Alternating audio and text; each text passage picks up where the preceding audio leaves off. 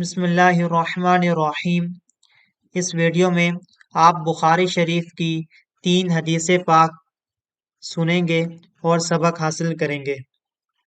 Number 1، صحیح بخاری باب غزوہ موتا، جلد نمبر 5، صفحہ نمبر 143۔ مدینہ منورہ سے بہت دور مقام موتا میں جنگ ہو رہی تھی۔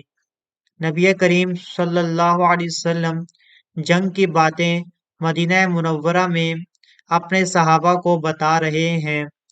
حدیث کے راوی حضرت انس رضی اللہ تعالیٰ عنہ فرماتے ہیں، ترجمہ: نبی کریم صلی اللہ علیہ وسلم نے اس جنگ کرنے والے لشکر کے سپہ سالاروں یعنی حضرت زید، حضرت جعفر اور حضرت ابن رواحہ کی شہادت کی خبر آنے سے پہلے ہی ان کی شہادت کی خبر اپنے صحابہ کرام علیہم الرضوان کو مدینہ منورہ ہی میں دے دی۔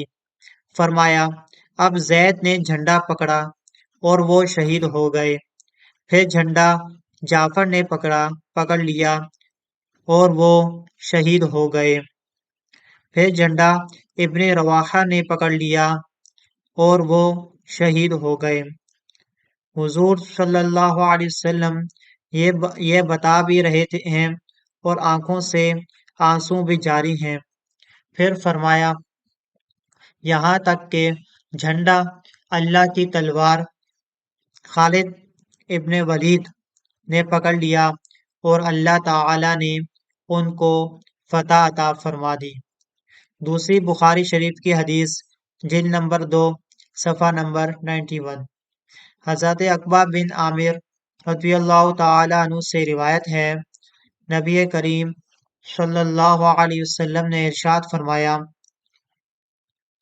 ترجمہ: اللہ کی قسم، میں اپنے حوض کو اس وقت دیکھ رہا ہوں۔ تیسری بخاری شریف کی حدیث، باب غزوہ احد، جلد نمبر 5، صفحہ نمبر 94۔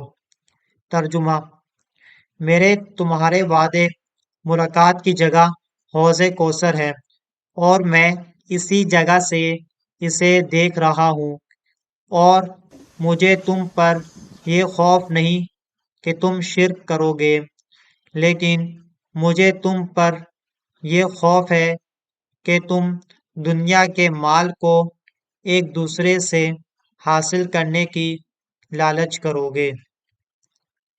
جزاک اللہ۔